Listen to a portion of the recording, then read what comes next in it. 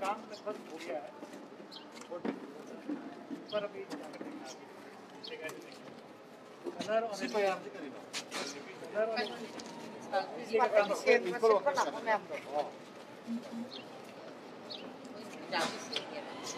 Press Kangu distance तो करते हैं ना प्रेस जम ना ना बनेगा प्रेस जम ना ना बनेगा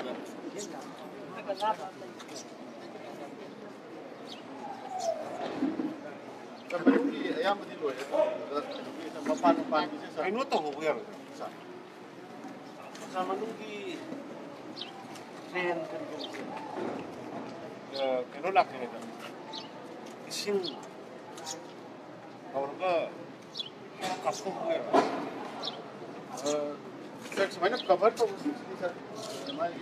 अपन ये 40 डिजाइन है सर मैं मेन बोल समझ गया सर चंगम समझा तो मैं छह में लग लाती है ना छिन गाय ले देखा तू ला अरे सर वो ला मैं चाहने गए नहीं हमारा मैंने मुझे तो गाइड दिया अरे सर अब ना सर कहोगे अपन ये ग्रेडियंट है सर ग्रेडियंट से कितना मेंटेन तो होगा ये वो हुई है सर अदर सर ना पर दिस में तो सर गांधी म्यूजिक का दिस में ले सर तेरी हाल तो हाल के दिया हुआ है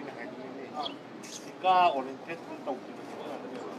इसी में चेन है ना बस ये बना दे काम ना बस ये दे बस मथे मथे का ये नहीं बने की में बा अदर को ये कोई ना तो मत वॉल वॉल तो गायरो हांग नहीं से मैं 17 गांव से बाजार में की ड्रीम से पीडीए की केनो लेता मशीन दो ये तो एमसी ले तो तो अदुम मशीन की कंट्रोल रो pro बाजार में ले ड्रीम में तो का यो दी अमोट को लोग को मफम ने तो गाड़ी सत्रा मर में तो गाड़ी में पाइप तो इंजन लेके तो चिंगा हो अदु तो पियो अदु कनानो मी साइन प्रेजेंट होगा उसको है ना ड्रेन को मई 17-18 तक में ड्रेन क्लियर कर सकते हैं नहीं तो फ्लड आएगा बारिश आएगा बस बाजार का अंदर में पानी ये सर मनु गबुदी सर ये सिल्टेशन हम तोड़े बस मतलब पूरा खरा मफम ग्रहदी पूरा सर खरा सांग पूरा चल याना मुझे तो वो अजन समझन जे नत्रकते आने के लिए में से असीदी सेमो जो में काई सर सेम नहीं सर लास्ट नहीं मैं मनु की रंग चलो रहेगा सी उपाय sir dan buat dah sendiri baca yang mau ada apa buat nak pandai ke tiada cuma tu saja deh lagi siang ada ke di sana kan dia nak ke tiada sangat ramai tu cuma ini di pajaran dia han bamu kau jalan ke tu tapi awon babala tanah mana program sida tu kena tik pajaran nak ke tiada ni dia cakap cawon ada lagi ke tiada mana produk corok tanam bi nam jauh dah jadi berkuding mana kari hai kan Ima kaitan je to pati phata de na chi de angat pa phangye na to ki matik de gi pai je chengo mamin thabi ba hara ba mamin thabi ba hara ba koi na ajik se mamin thabi ro ibu na pan de gi adak chimi chana chembi de cha pati chora de no khut lam phangum de na mo na chem ma chai tara he nei mo ki kaitan de chem da ba ibu na chembi de na to ki matik phata ra ba to ki matik chi bu he na माने प्रनों तो थाका नहीं आये लेते हैं कहते हैं अंदर वो लोग पुत्र हैं ऐसे की पीतल से इसका नाम जो है ना नाम लगा नाम है पहले इसको लगा लो शिकारी पुराना बता दो ना नहीं अच्छी दबी थोड़े जाए के नंबर 1 है बस सरकार भी हमारी उधर चौक पे दी मैं हम पुराना ना कहते हैं ना बस पुराना बाजार है बस है अकोई ना पुलिस ना नेमरेन सी दबी ना कहते हैं अद सरकार के हाना लेगी वो ऑर्डर दना नुपी कहते हैं अरे असुंदना मखा किसने ये ना बता लिंगी के ना बता कि 1 2 3 ना थोल के माने आपको मैं ठीक है ना बता जी फरे अब जी ये ना करे करी आगे के ना लागे होगा तो नहीं भी अब जी ये ना करे देख ये ना दे ना पीतल से है ना तो पीतल से करके बड़ा करके ये इंडिजिनस नेम लो that will be better indigenous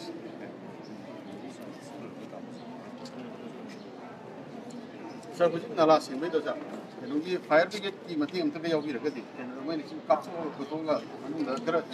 हमदबिदो सा टाइम सिगा टाइम तोरनाय ꯑꯗꯨꯗꯒꯤꯅꯦ ꯑꯩꯈꯣꯏ ꯃ꯭ꯌꯨꯅꯤꯁꯤꯄꯥꯂꯤꯇꯤ ꯃꯤꯁꯨ ꯂꯩ ꯀꯩꯅꯣꯝꯃ ꯍꯥꯏꯖꯅꯤꯡꯉꯦꯕ ꯐꯥꯌꯔ ꯕ꯭ꯔꯤꯒꯦꯗꯀꯤ ꯀꯩꯅꯣꯗꯣ ꯂꯧꯔꯣ ꯑꯩꯈꯣꯏ ꯀꯩꯊꯦꯜꯒꯤꯅꯦ ꯑꯁꯤꯗ ꯃꯌꯦꯞ ꯑꯃ ꯄꯥꯜꯂꯦꯗꯅ ꯑꯁꯤꯗ ꯑꯁꯨꯃꯥꯏꯅ ꯇꯧꯅ ꯀꯩꯊꯦꯜ ꯃꯅꯨꯡꯗ ꯃꯣꯠꯂ ꯀꯥꯏꯅ ꯇꯧꯕꯤꯒꯅꯨ ꯆꯥꯛ ꯏꯁꯤꯡ ꯊꯣꯡꯕꯤꯒꯅꯨ ꯑꯗꯨꯅ ꯃꯇꯝ ꯆꯥꯅꯅꯦ ꯑꯗꯨꯃ ꯃꯌꯦꯞ ꯑꯝꯇ ꯄꯥꯜꯂ ꯁꯦꯝꯕꯤꯌꯨ ꯍꯥꯏꯕ ꯀꯩꯊꯦꯜ ꯃꯅꯨꯡꯗ ꯆꯥꯛ ꯊꯣꯡꯕ ꯑꯗꯒꯤ ꯆꯥ ꯂꯣꯟꯕ ꯇꯧꯔꯤꯁꯦ ꯁꯤꯃ ꯇꯣꯇꯦꯜꯂꯤ ꯕꯦꯟ ꯇꯧꯁꯦ ꯅꯠꯇ꯭ꯔꯗꯤ ꯃꯩꯍꯧ ꯂꯥꯡꯄꯣꯛ ꯇꯝꯕ ꯉꯝꯗꯦ ꯌꯥꯝ ꯃꯣꯠꯁꯜꯂꯦꯕ कनो तौजरे सर CCTV कैमरा थमे पाजने ꯑꯗꯒꯤ ꯐꯤ ꯌꯥꯟꯕ ꯈꯣꯠꯄ ꯇꯧꯕꯗꯣ ꯑꯃꯠꯇ ꯈꯤꯇꯪ ꯁꯤꯁꯇꯦꯃꯦꯇꯤꯀꯦꯜꯂꯤ ꯇꯧꯕꯤꯌꯨ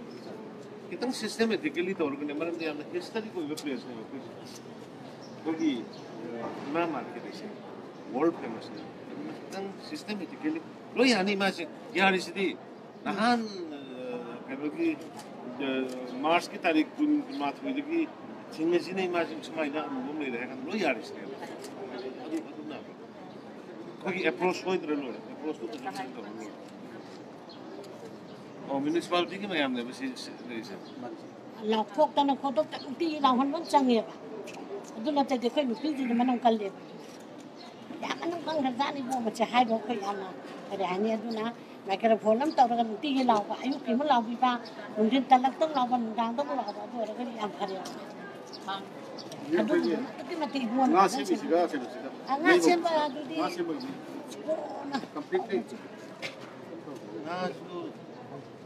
ꯉꯥ ꯁꯦꯝꯒꯦ ꯍꯥꯏꯔꯒꯗꯤ ꯁꯝꯋꯦꯌꯔ ꯅꯣꯇꯤꯁ ꯑꯃ ꯊꯣꯛꯈꯤꯕꯗꯣ ꯃꯅꯨꯡꯗ ꯇꯧꯒꯦ ꯁꯥ ꯉꯥ ꯁꯦꯝꯕ ꯈꯣꯠꯄ ꯃꯌꯥꯝꯁꯦ ꯃꯣꯏ ꯁ꯭ꯂꯥꯎꯇꯔ ꯍꯥꯎꯁꯀꯤ ꯒ꯭ꯂꯥꯁꯀ ꯐꯖꯅ ꯆꯜꯂꯒ ꯑꯍꯤꯡ ꯇꯣꯡꯗꯅ ꯃꯅꯨꯡꯗ ꯆꯠꯀꯗꯕꯅꯤ ꯅꯍꯥꯟ ꯑꯣꯔꯗꯔ ꯊꯣꯛꯄꯗꯨꯗꯤ ꯑꯗꯨꯅ ꯃꯅꯤꯡ ꯑꯝꯗ ꯇꯧꯒꯦ ꯇꯣꯉꯥꯟꯅ ꯀꯩꯊꯦꯜ ꯃꯅꯨꯡꯗꯗꯤ ꯑꯗꯨ ꯑꯝꯇ ꯇꯧꯍꯜꯂꯒꯨꯝꯖꯦ टॉयलेट हम सर मनीदा ꯁꯣꯝꯒꯤ ꯃꯅꯤꯡꯒꯤ ꯃꯌꯥꯝꯗꯣ ꯂꯣꯏ ꯌꯦꯡꯒꯗ꯭ꯔꯣ ꯂꯧꯊꯣꯛꯈ꯭ꯔ ꯅꯠꯇ꯭ꯔꯣ ꯄꯨꯔꯥ ꯀꯩꯅꯣ ꯖꯣꯄ꯭ꯔꯤ ꯑꯗꯨ ꯃꯥꯜꯂꯤꯅꯦ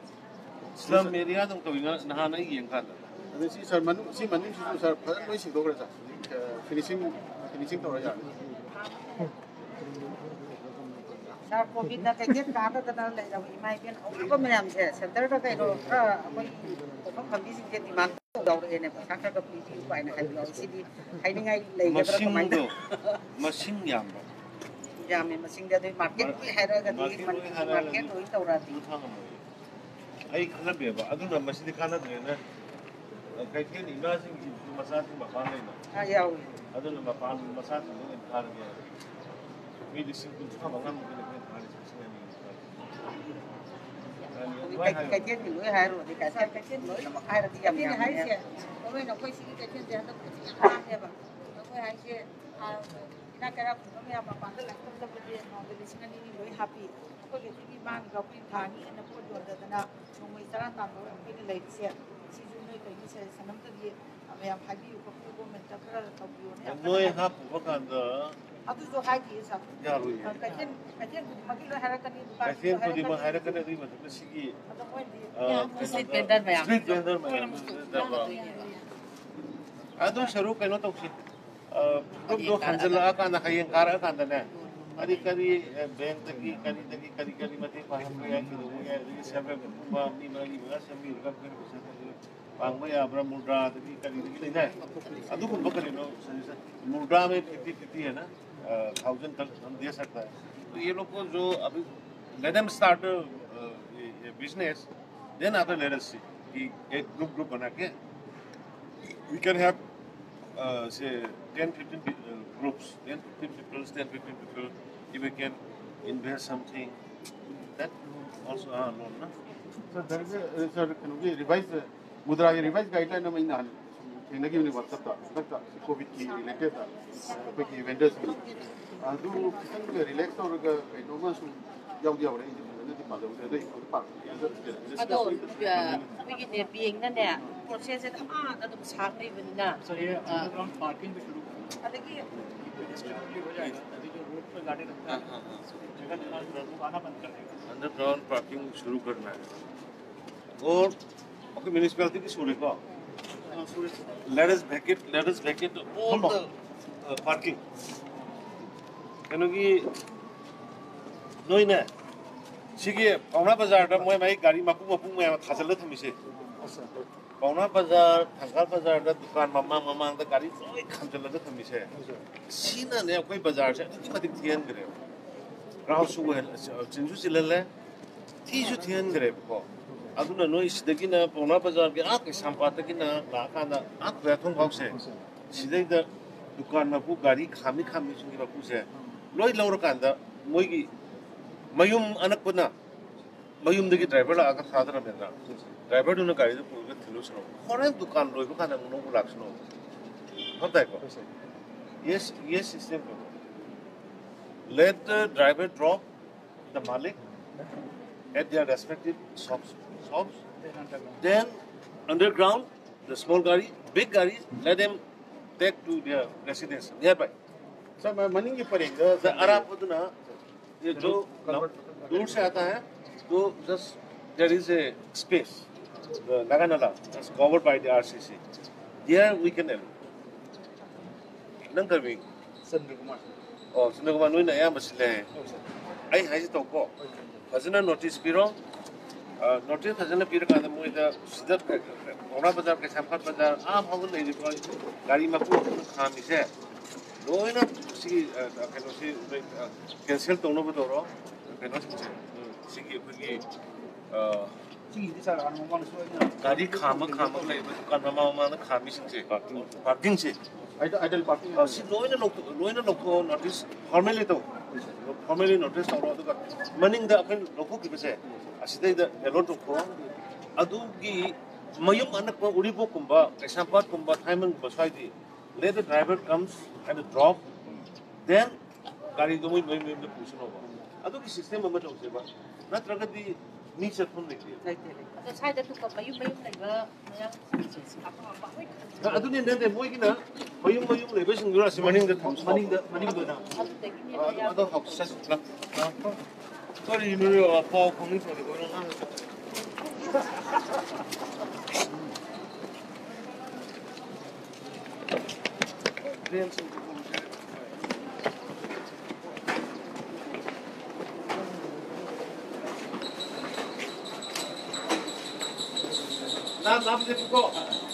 Nam de ko nam na ko homari nam ko homari nam stand le ai se magia na pe dia लेकिन ये वॉशिंग वाली रास्ता लेकिन सीमन है नो तो अदर अदर 피 도 피 얀도 치디 피야면 티 나이 온바 나 인자만 안 주는 온바 쩨다가 치나 넘버 간지 सब फेन जो कैसे भी 야 완전 거나 비데 फेन का तो 지 가보 용펑기제 지금 뭐냐 많이 담비다 그래 맞다기 담바디디 야도 셴방 감지되나 아니 뭐도 뭐 많이 담비다 그래 편 담비다 그래 이거 거나 비제 근데 비디오 꾼 빨리 괜찮아 좀 진짜 꾼 빨리 야 그거래 집에 그거 듣거든 야 이제 좀 한다 시바 카시 치바 너 가지 셔도 너더라 정말 시니 치나 치용 범주는 가네 봐 어때 그러잖아 치디디는 신경 하려게 치바리오나 신경도 비가 가보면 봐 성공하면 라이기 된기 내가 자기 잡고 온 거지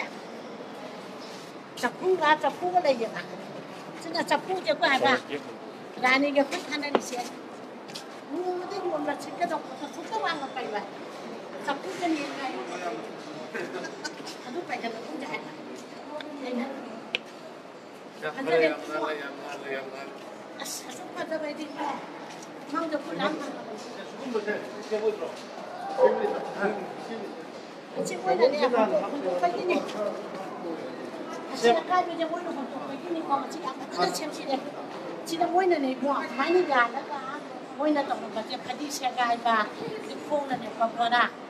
Ôi nó mình đi chụp ảnh thì chẳng có nó con là đẹp mà xem cả là nó hay đi vui mà bạn đi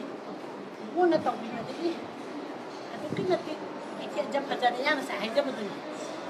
Saya terang apa lah tu ada mana. Jadi orang nak pakai tu mesti ada jadi.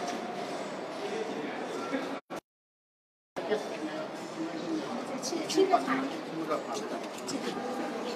Cina cara. Kutไปผมจะหับตัว 아 นี้ 펌지 거. 예. 굿바이 펌 하고. หับตัวนี้น้อยนะหับตัวป่ะ 심하는 나는. อ๋อ 스틸 기사다. 스틸로 이거 보잖아. 야래. นี่ก็ได้ละดอก 이게 하나. 스틸 밴드 버튼 되네. 펌들 해도 또 뭐는. ที่นั่นได้ล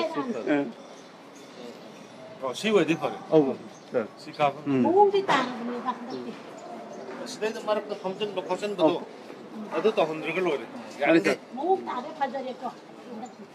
아 산디 데비야. มุ้งต่างเสีย 가자르면 내는 차. Padaresa. 시디 시빌딩 시디. ใช่ไหมที่ Siya sa naway salud yan bagi panara ko do. Adu hana do leo ni ba. Au khana ko phana ba nga sem do phamu do krasi. ที่จะตรงไหน Amana muk kan janing kan se irang le ya ba. 에너 part of the canon है sir बजा ये part of 시기 주는까지도 시기 시까지 비움 되게. 가만히 속도 뭐야 그게. 심면에. 어떻게 항해세. 어떻게 항해세 이 마음 하는 단어를. alternative 시기 마양 시기 났다. 마양 시기 밤이제 아이디어 만나다. 동안 봐 아이디어만 비. 아도 그거 많이 더 시기도 뭐 있고 거. 나 거기 시우가 저는 하나 단어. 나올까는 야나버 시스템을 거든요. 어떻게 항해 오시죠. ยังไงได้ยังไง 아줌마가 없어. 야니 로이는 와리 사던 로이가 야방 갔더니 묵나 들어더래. 묵나 그렇게 소이버네. ป้าน่าจะทำตอนนี้ 시주도 호로. 에너. 시주 셈비 호로. 어 버리 sir 랑 가리가 있다. 거. ที่อยู่ 가도. यानी 어떻게 근도. อ่ามันก็จะเราได้เชื่อมีอย่างมัน साथी 그런 거. 아 손들 लगे sir 아 손들 좀 가비야 sir 저 손들 네 손들 나오니까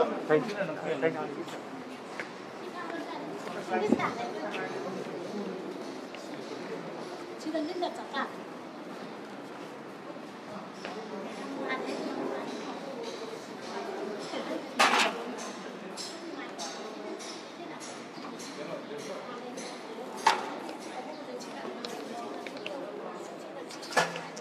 나타도 상하자.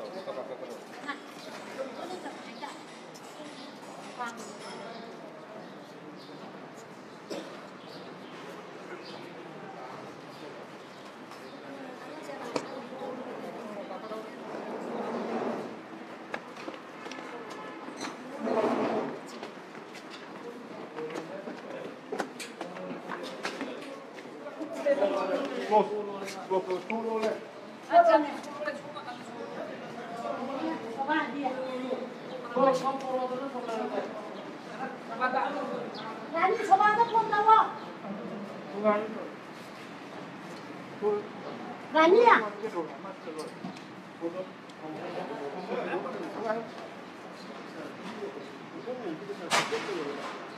मुझे लोगों से है जब इधर भाव कर जाओ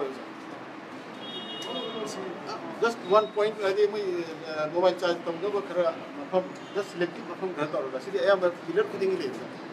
या फोन का तो मैं चार्ज 아주 정말 안 되는 거는 맞지 아니 지금이 या कुछ सर मोबाइल चार्ज की 그렇게 लेना था मैं तो रखा ओनर आमा इनको भी मिलेगा मैं तो उनको पता 뭐 빨리 떠봐 मोबाइल चार्ज 뭐 지가 해도 영접 지고 담자 지가 디 빠고 있어야죠 इसको कैसे करेगा पार्किंग का? 저 방가디 빠고 있어 सर सीधी पार्किंग में सुविधा सर तो ना कहीं ये सर कोई आगे एक तो तो चले रिको फिर तो बोलेगी फिर इसके साथ तो हो रहा है सर मक्का दा मैं दा टर्निंग रेडियस से हम नहीं होते इसी में देखिए फायदा होता है उन्हीं इसी इशू ना मैं अप्रोच है जब आप कहते इशू गाड़ी क्या हो सकता है? तो अपने चलने का गाड़ी चामा चलने का जाओगे अगर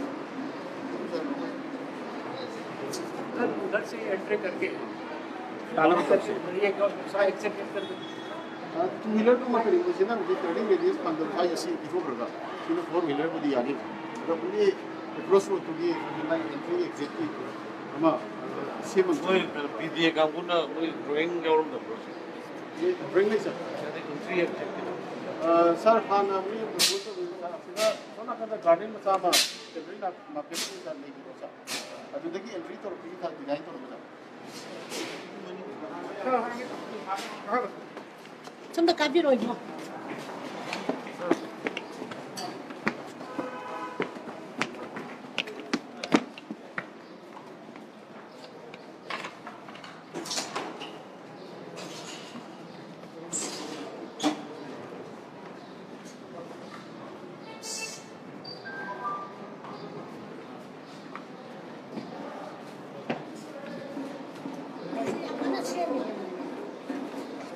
너희는 무슨 그림이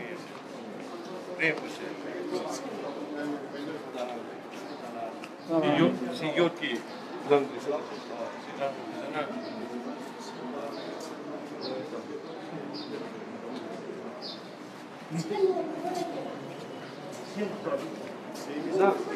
한번 나도 시험들이 봐. 사람 지금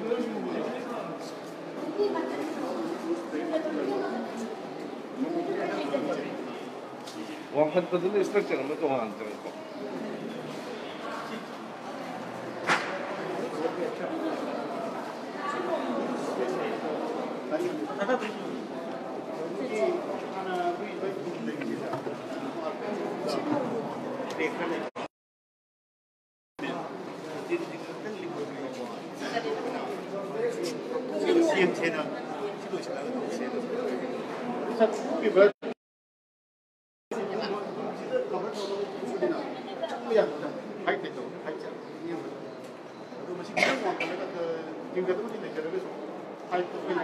생각보다 큰 많이 남은 게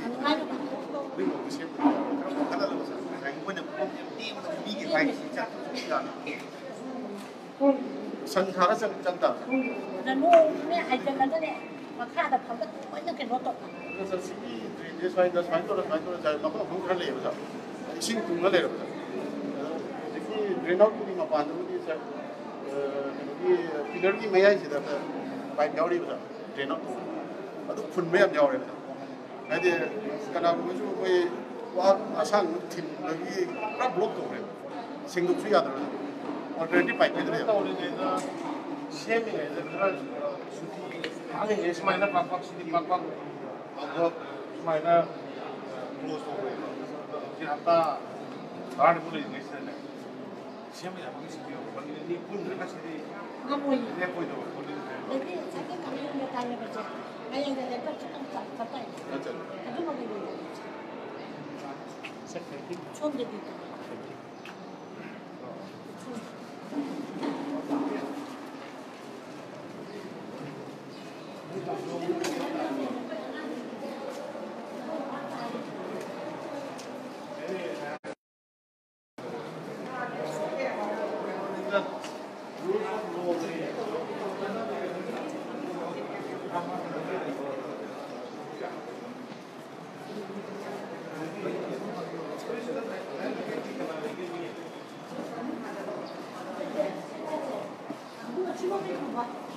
video itu kan minimal lima market sih, lima market sih kalau tahu berapa? cuma yakinin. Lima market. Padahal lu jadi drain sih untuk kami ini sudah sedikit sudah lagi ini macam makan ini, yang mau kita drain bayar sih. Kalau pergi komisioner, kalau kan ya, minister IMC ki.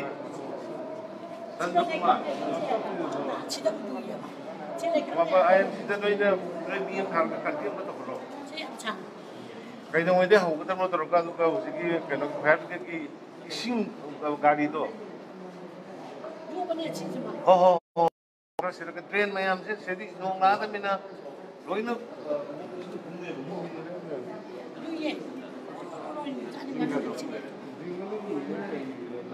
내가 내가 지금 초로로 이기는 나는 나 오피스까지 처음 보자.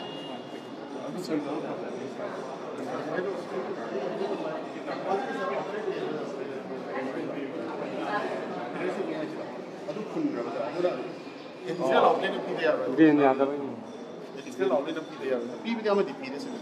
ꯑꯅꯧꯕ outlet ꯑꯃ ꯌꯥꯔꯦ ꯌꯥꯔꯦ ꯁꯦꯝꯃꯥꯏ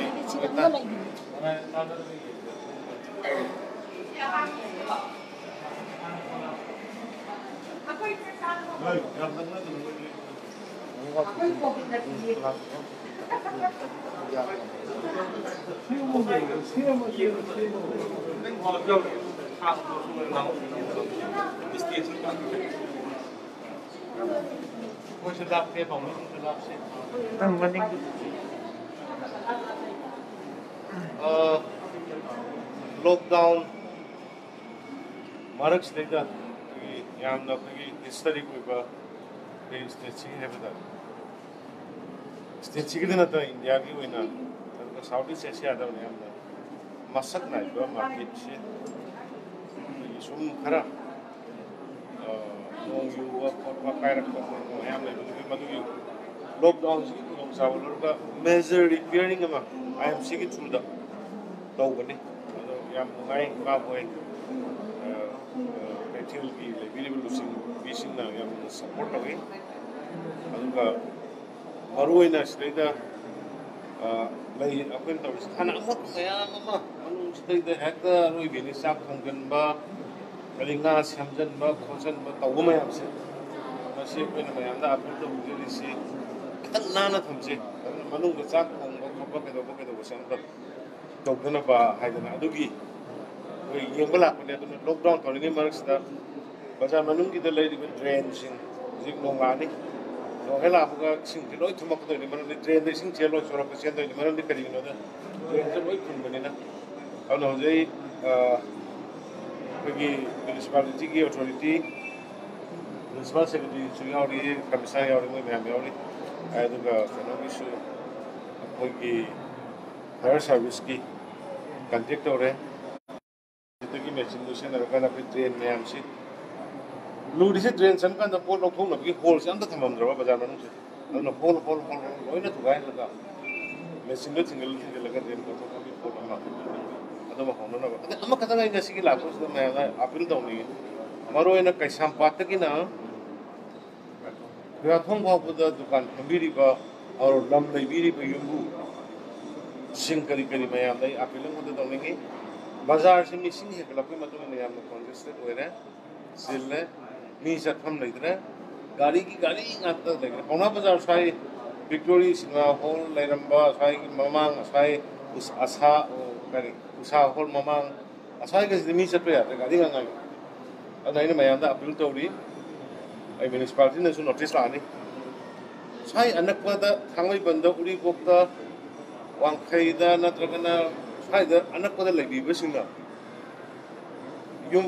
दुकान तौगदा ब तो थादा बिरमगा गाड़ी driver दुन दुकान तौगदा ब दुकान फंगदा ब बापू दु थादा बिरमगा मयुम दा हलगा गाड़ी पुबीगे ब अदुगा होरेन सलमदाय नत्रका चाक थिलमदाय नत्र केनोमा अरुबो लेबा का संगा का लोबी ब अदुगा सेकंड पॉइंट दा बाजार मनुंग दा मयुम लेबा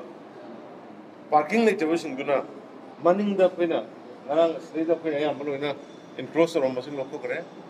अखि म्युनिसिपैलिटी की कांगु ना मनिंग स्टेज सागी युम कया ले गाड़ी कया ले से फिर कैलकुलेट और कांदा मनिंग की लेरिबा कोई नगाना लागे मथक के लेरिबा स्लेप फाइन के लेरिबा जगह सिदा पार्किंग की अलॉट रखनी मदुदैदा बाजार मनुंग ले भी मैं ना कोऑपरेट व्यू दुकान तो भी मैं ना कोऑपरेट व्यू बाजार से पूरा गाड़ी हम तो उहन ना खोंग चलन से ngam siang na harkat khong na salan jhe adai pot sei leiba la ko la ko sang gari tu sang tu pot hap sano then pot hap ko thogdo ki ni permanent parking win le se usimati ogi dana bai dai मैं apni to ge koi accordingly municipality ki site ki sumadu ki formal notification hoga apni to rani hai bala kani bada मैं yana ko su to yu isi ida ne मैं na kani me na covid se war su wana koi batam kitanga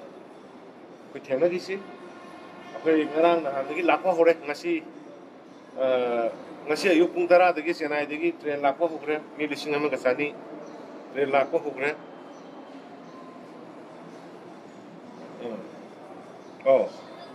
ngarang ahing dei bo hokre train ga hore nahi degi अदगी मसी बेंगलोर दगी लानी पंजाब दगी लानी मथंग लाकदमने लाकदबो मयाम से मफम साना साना Koyna सेमिबो quarantine centre सिंगसिदा खमहुद्रगदी लैदा नारक लाकदम bit पाग लाकदम दे but लंबी the गैदा लाकदा anything ओइबे या pot लैबनी ना section जबगी वानी अदुना कोइना केंद्र खुदिंगी द ngara उबिरमनी सियामे मेले खुदिंग सियामे ओरकांदा लैरिबा लेकाय लेकाय की केंद्र दगी वॉलंटियर यूथ मयाम माय बिन यावना फुजना सेमा कांदा क्वारंटाइन सेंटर द थमकांदा आफ्टर 14 days मयु थागिना बगे लौरी से मयाम सपोर्ट ऑफ यू छात्र पापाना लैरु अरोइबे दनि संग कदोइसे संग बखौराबने हुजिक फोन आइन पाइदि फोन तौरिदो माउदा मा से दिल्ली दगी और पंजाब दगी बस चलांग नबसु यौरी अदो मसे द मयुम द हलपने कोइ थुनु अदो कोइगिदि मेडिकली हाइदिबे कोविड की वायरस से याउबे और याउदना और याउरम मगसु मदु क्योर टोनर कोना बाइसे कोइ गवर्नमेंट ने कोइ थुनि मनम कोइ इमाइ चांग आतनि लाइसे अदुना मयामना कोविड की ngasi बावदा सपोर्ट ऑफ गिसे सुमाइना मखादा support of you have seen the guideline sir नान से कोई साइकिल की क्वार्टर बाजार मक्तदा नागालैंड की 269 चपसाबिदा मसिगी स्ट्रांडेड तौरगा लैकिबा नागालैंड गवर्नमेंट की साइड की मोइसे प्रोसेस की अयाव की मोइसे हुजिक याम फिल्म छोन लेहवे दुगु मणिपुर सरकार की मैगेज की नागालैंड से अयाव पीरे हारे दुगु नागालैंड की संग की अयाव पीरे सिगी मतंग सर के स्टेट मसिगी मतंग स्टेट की कोई sorry ministry of home affairs की एडवाइजरी बटू नाइता नॉर्थ की दिकुइला कोई मसे याना के स्टेट टू स्टेट चना मसे अदुबु हेना मामागी स्टेट तो केयर टू जमा है करी केयर टू जमा अदुबु तौरिबसिंग से कोई परमिट में कोई होम मिनिस्ट्री ने भी होम मिनिस्ट्री की पीरिबा परमिट से स्टेट की कंसर्न दुगा पाव फाउंड न कपी बनी अदु असम द थारिबा से ngara मत जेरी रोम दगी पुसलाइबा जेरी रोम द थारिबा सो मेनी दम कोई एक्सचेंज सोने है जेरीबा बट पार्टिकुलरली नागालैंड की से ngara तारे अदु चीफ सेक्रेटरी द ngara मोरी सानबनी तो कमाई तो गुनो मरु की डिटेल दु नागालैंड नोम द मरु मरम नि मोगी सिटीजन मोई स्टेट की लोक्सन न बाय द ngara दगी बदु तौनरी आई फरेन अथेन दो मो अरु द ngasi se मालेगुन इमास की सिगी मतंग द सागेबा कोगेल तुम ai hana hayogi dong hayogi koina se honorable kainoga MLA sector ne kainogi municipal secretary kari koi punna municipality ki lai se kasi si ima singi amna ima is di lore ima is ani shubu ya de pithribi da khwaidagi ani shubu ya de ko se ima ai se aduna ima si di ima ne kogi उन मक्सिद की ख्वाइदगी हेन मसी करी no रगे इमा है अदुना इमा की market में से कुने लाइसे मसी हम सिंबॉलिक ओइबा इमा की न मिसी दे इमा मयाम की बु रेस्पेक्ट ऑफ द इमा मयाम की दमुक कोइना तोबंगम बखरा कोइ कोनरी कोइ कोन जगी केने हाइबदु की मैसेज अमा पिनिंग ए अदुना ए मयाम पुन मक्तसु ए हारदगी स्वापन तो लाई इमा इपा इसे मिन उबु लाइनी अदु इमा बु अहल मनसिंगु लाई गुरुदुना लापवा सेवा तौबा पूजा तौबा मीना मकुमसिद मामोय मदु अफबा ना तो ओइगदबनि अदुना कनो खुदिमना मसा मसु खुदिमना ngasi numisida ai ima sin da lai ki da ima ki da lai am to su katpa और lai ri ima sin da mithai am to su kormaga ai the born ni haningi madu numin si hai tu kai afin to dia tu ima khudimma tek te kai da masahu khana sang khana मसा सिंगी उनसीगी वारग लेबनो अमदो मदुगी मिकुप अमदो सुनो गाइबदो कोइ सुनो नै सोर lesson नि दे सी हारा है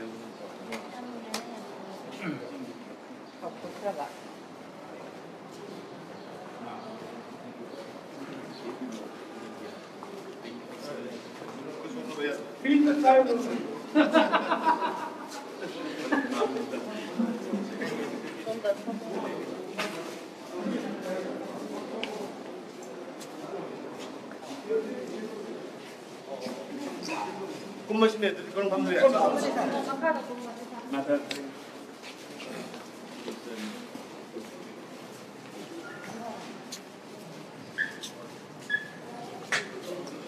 七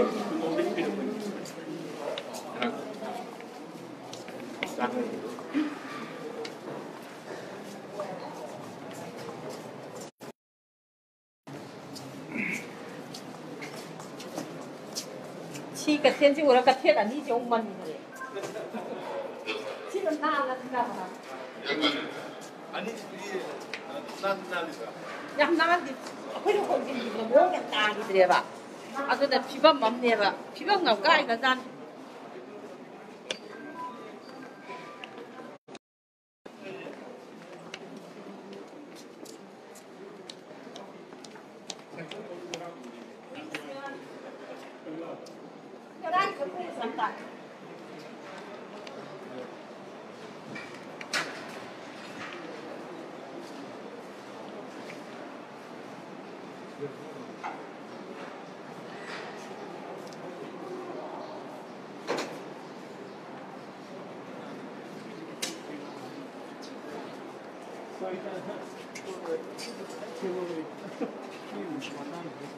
순나티다 순나 바로 이런 것이 지금 아들 때 집에 보면 이거 거기 이마 마켓 거기 사우디스 아시아다 भारत के कल तो साउथ से कोई में आया वो लोड होगा नाशिंग दे गए बने पीसिंग दे गए मार्केट ऐसे कि लॉकडाउन में से दे नाशिंग ने के पीपल कॉर्पोरेशन सिंजन कोचन ने लॉकडाउन में सर क्या भी बस कि मार्क से दे कोई मसी जी बहुत लगे हम मोल का दे लेबा मधु में हम सिंजन साधन में म्युनिसिपैलिटी की थ्रू तो बनी आदि बिदा अदु में से इमा की मदर से में से इमा में हम दा मैं हम बिदु मसा कोइना बा सरकार कोइना कई तो हम में सी दे कोई तो जरी है बिदु की उत्पलाक अदुगा ब्लेसिंग लोग लाक है तारा thank you sir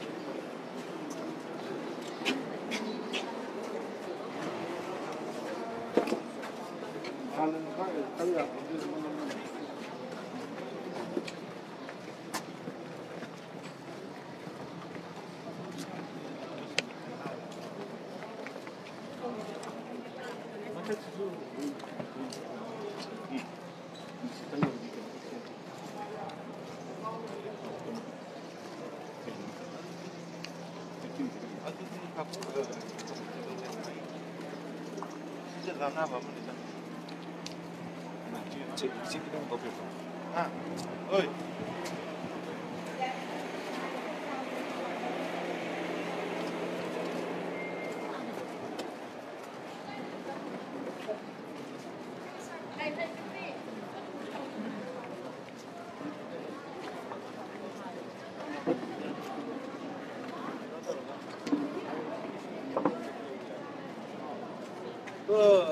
라켓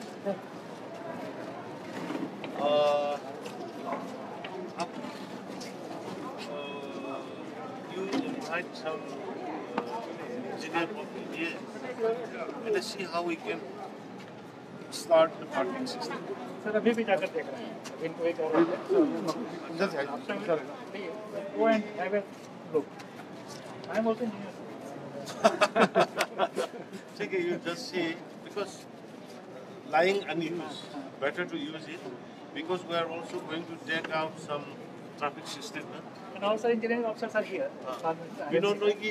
like other thari was go. Like other thari, yum thari was we will allot another suitable place. यानी कि सिकी पजाम से कोई ना हंगल लगे यानी कि अनक कोई युम दना से थाई बंदे के हारों के साथ है हर मोच में युम दा नंग थाई बंदे नहीं हारों नंग की दुकान तो थाना मगा ड्राइवर तो पूरा गाड़ी तो ले हर एक रखा नहीं करना कौन से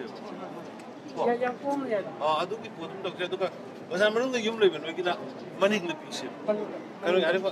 हाथ आप भी को सन कुमार पता है सर से ले कुछ किसी खाने को सिकी गाड़ी मपू लेबसिंग बाजार मनुंग मयुम लेबसिंग सिना मनिंग के पीरसिंग अदुका स्वाई पेरी दगी लेबसिंग सिना मयुम दा मपू तो थादा बिरमगा दुकान मपू तो थादा बिरमगा हनरगा हरे जगह लेके नु ला लो अदगी पोत से लोगो लापो गाड़ी थिंग छे बने पार्किंग थिंग छे बने को vehicle movement lesson vehicle movement time to time और ये सर स्मार्ट सिटी में पूरा पेडेस्ट्रियन होना है वही तो पूरा होना है स्मार्ट सिटी में आ ही नहीं सकता स्मार्ट सिटी में तो होना ही अगर होलसेल मार्केट से तम बाजार दे लोग के याई याई सी मन लिख अंदर की बलमन का मतलब इनका हम हाफी अभी बाजार में गाड़ियां चल रही है लोग थिंग होगा कि automatically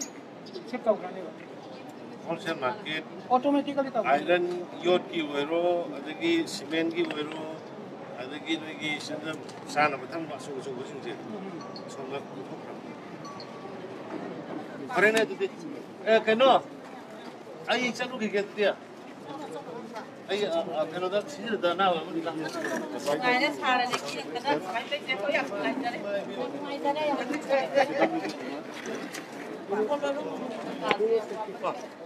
Kita pakan semulakan situ. देखिए ना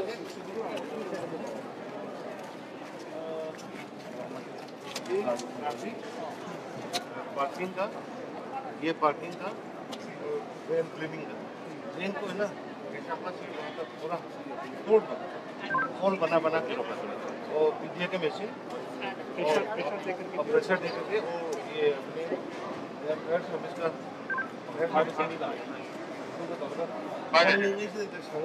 लोग है ना ठीक है चलो